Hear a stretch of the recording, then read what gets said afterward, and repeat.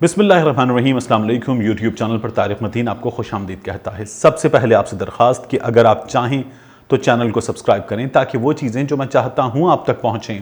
وہ آپ تک پہنچ سکیں۔ اس ویڈیو میں ہم بات کریں گے دو طرح کے فرق کی۔ یہ بنیادی فرق ہے۔ یہ فرق جو ہے وہ دو افراد کے درمیان ہے، دو ملکوں کے درمیان ہے، اور اس فرق میں ہمیں نظر آتا ہے کہ بہادروں کی اپروچ کیا ہے اور مصالحت کرنے والوں کی اپروچ کیا ہے، سمجھوتا کرنے والوں کی اپروچ کیا ہے، بہادری نہ دکھانے والوں کی اپروچ کیا ہے۔ اس فرق میں ہمیں نظر آتا ہے کہ رحم دلی کی اپروچ کیا ہے، انسانیت کی اپروچ کیا ہے، جبکہ دوسری جانب جو ظلم ہے اس کی اپروچ کیا ہے، حیوانیت کی اپروچ کیا ہے۔ دونوں کا تعلق پاکستان اور بھارت سے جڑا ہوا ہے۔ جو پہلا فرق جس کی میں بات کرنے جا رہا ہوں، یہ فرق ہے موجودہ وزیر اعظم پاکستان عمران خان صاحب اور سابق وزیر اعظم پاکستان میاں نواز شریف صاحب کے درمیان۔ عمران خان صاحب نے اسمبلی میں ایک تقریر کی ہے، بڑی جوشیلی تقریر، بڑی بھرپور تقریر، اور عمران خان صاحب نے اس تقریر میں بھارت کو جواب دیا ہے۔ عمران خان صاحب نے اس تقریر میں پاکستان کا وہ موقف جسے پاکستان کو عالمی برادری کے سامنے کھل کر پیش کرنا چاہیے تھا، جرت مندانہ انداز میں سامنے رکھنا چاہیے تھا، وہ اسی جرت مندانہ انداز میں سامنے رکھا ہے۔ عمران خان صاحب نے اس سے پہلے بھی اس طرح کی بات کی ہے، مگر کل جب وزیر اعظم عمران خان نے اس کی بات کی تو اس کی بھرپور ضرورت تھی، اور عمران خان صاحب نے گرم لوہے پر چوٹ ماری ہے۔ عمران خان صاحب نے کہا کہ کراچی اسٹاک ایکسچینج پر جو حملہ ہوا ہے اس میں بھارت ملوث ہے، اس بات میں کوئی شک نہیں ہے، اس میں ملوث ہے۔ اس میں اہم بات کیا ہے؟ پاکستان یہ کہتا ہے کہ پاکستان میں ہونے والی دہشت گردی جو ہے اس میں بھارت ملوث ہے، اور پاکستان نے دنیا کو اس کے ثبوت دیے ہیں۔ پاکستان نے دنیا کو بتایا ہے کہ پاکستان میں ہونے والی دہشت گردی میں بھارت جو پاکستان کے پڑوسی ہیں ان سے آ کر اور ان کی مدد سے اور ان کے نان اسٹیک ایکٹرز کی مدد سے پاکستان کے خلاف جو ہے وہ کارروائیاں کرتا ہے۔ لیکن عمران خان صاحب نے یہ جو خطاب تھا یہ کیا قومی اسمبلی کے فلور پر۔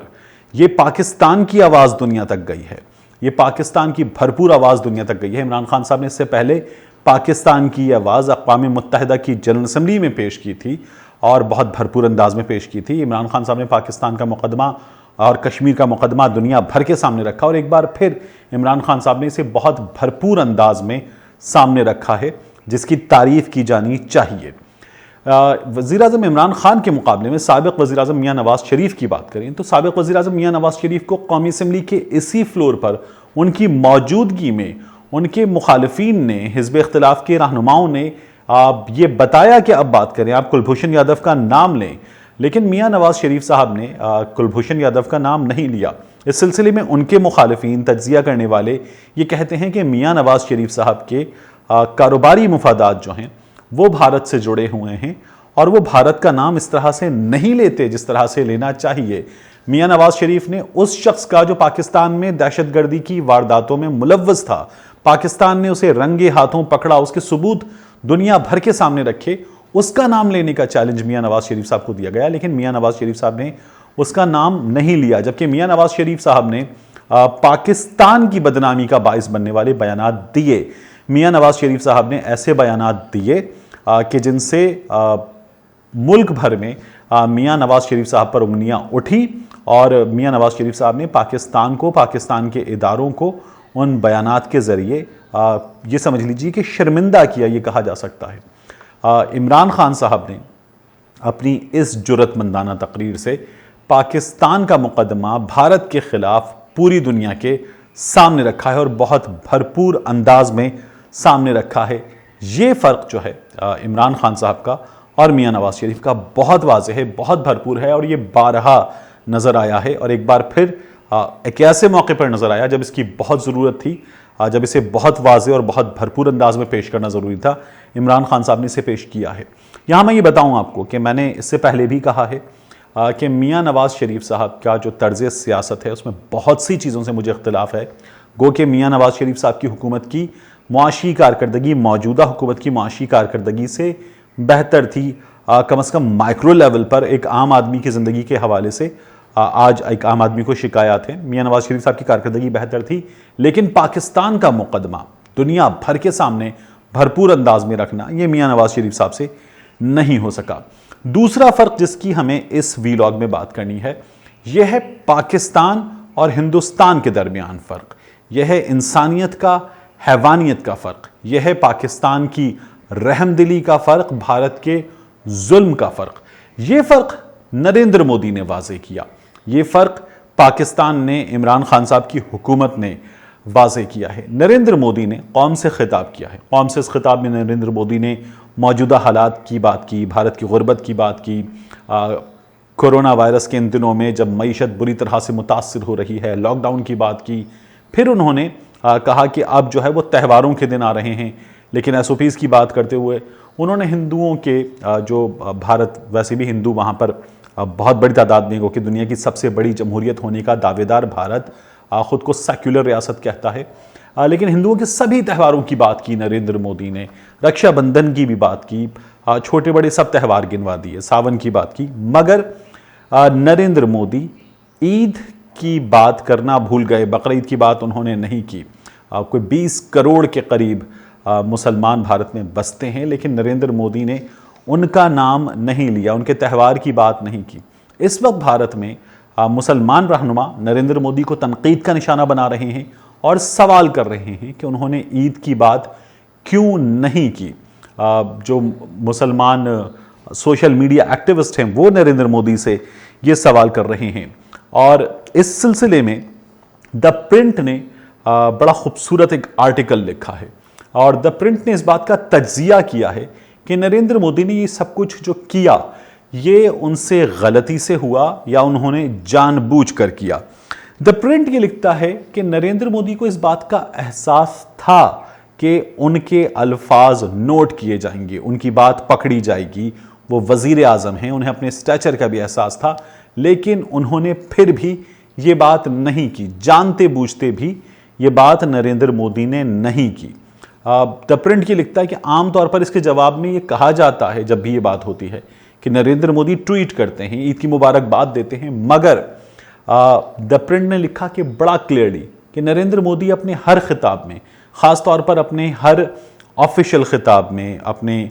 ٹی وی پر خطاب میں، من کی بات وہ جو ریڈیو پر کرتے ہیں اس میں مسلمانوں کی بات نہیں کرتے، کیونکہ جو ہندو ریاست، ہندو راشٹر ہے، جو نریندر مودی کا، بی جے پی کا نظریہ ہے، یہ اس نظریے کے خلاف ہوگا، اس لیے اپنے خطاب میں کبھی بھی بات نہیں کرتے۔ ٹویٹ کرنے کی وجہ یہ ہے کہ ان کا ٹویٹ جو ہے وہ دنیا بھر تک پہنچے گا اور یہ نوٹس نہ ہو پوری دنیا کی جانب سے، تو اس لیے نریندر مودی ٹویٹ میں مسلمانوں کو عید کی مبارکباد دے دیتے ہیں تاکہ عالمی برادری کو اپنا الگ چہرہ دکھائیں، لیکن ہندوستان میں جو مکھوٹا انہیں دکھانا ہے وہ مکھوٹا مسلمانوں کے جذبات کو مجروح کرے، سوال کرنے پر مجبور کرے کہ نریندر مودی جو کہتے ہیں سب کا ساتھ، سب کا وکاس، اس سب کا ساتھ میں مسلمان کہاں ہیں، ان کی حیثیت کیا ہے، اور وہ بھارت کے وزیر اعظم ہیں یا بی جے پی کے اور ہندوؤں کے وزیر اعظم ہیں۔ یہ سوال کرنے پر نریندر مودی نے ایک بار پھر پورے بھارت کے مسلمانوں کو مجبور کیا ہے۔ دوسری جانب پاکستان نے ایک شاندار مثال قائم کی ہے۔ اسلام آباد میں مندر کی تعمیر کا آغاز کر کے پاکستان نے ایک شاندار مثال قائم کی ہے۔ پاکستان نے کرتارپور کے ساتھ دنیا بھر میں اپنا امیج بہت بہتر بنایا اور پوری دنیا سے پاکستان کی داد و تحسین کی گئی۔ اب یہ جو مندر کا قیام ہے اس کی بہت زیادہ تعریف کی جا رہی ہے مختلف حلقوں کی جانب سے، خاص طور پر پاکستان میں بسنے والے ہندوؤں نے اس کی بہت تعریف کی ہے۔ سی ڈی اے کی جانب سے نہ صرف یہ کہ زمین بلکہ اس کی جو تعمیر کے اخراجات ہیں وہ بھی اٹھائے جا رہے ہیں، اور اس پر عدالت سے رجوع کیا گیا۔ ایک شہری نے عدالت سے رجوع کیا، اس کے وکیل نے عدالت سے کہا کہ اس پر اسٹے دیا جائے۔ اسلام آباد ہائی کورٹ نے اسٹے دینے سے انکار کر دیا ہے۔ پاکستان نے اپنا وقار دنیا بھر کے سامنے اور بلند کیا ہے، اس سے اچھی کوئی بھی بات نہیں ہو سکتی۔ اور میں نے آپ سے پہلے بھی درخواست کی تھی کہ جب ہم اس کی بات کر رہے تھے کہ یہ ایک مندر بننے جا رہا ہے، تو میں نے آپ سے کہا تھا کہ ہمیں جو اسلام کا فلسفہ ہے اس فلسفے پر عمل پیرا ہونا چاہیے۔ ہمیں جو مثالیں نبی کریم صلی اللہ علیہ وآلہ وسلم نے قائم کی ہیں، ہمیں ان مثالوں پر جانا چاہیے کہ آپ نبی رحمت ہیں، اور ہمیں جو ہے وہ کسی کے لیے زحمت بھی نہیں بننا چاہیے، ہمیں کسی کے لیے دل آزاری کی وجہ بھی نہیں بننا چاہیے۔ گو کہ اس سلسلے میں ایک فتویٰ آیا ہے اور اس فتوے میں اس مندر کی تعمیر کی مخالفت کی گئی ہے، لیکن یہ ریاست کا فیصلہ ہے اور یہ ریاست نے بہت احسن انداز میں نبھایا ہے، اس کا آغاز کیا ہے۔ اسلام آباد ہائی کورٹ نے اس پر اسٹے دینے سے انکار کر دیا ہے۔ یہ پاکستان کے لیے ایک بہت اچھی خبر ہے، گو کہ آپ میں سے کچھ لوگوں نے اس کی مخالفت کی، لیکن مجھے خوشی اس بات کی ہے کہ بڑی تعداد میں لوگوں نے اس بات کی حمایت کی ہے کہ یہ مندر تعمیر ہونا چاہیے۔ پاکستان کو اپنے اندر بسنے والی اقلیتوں کو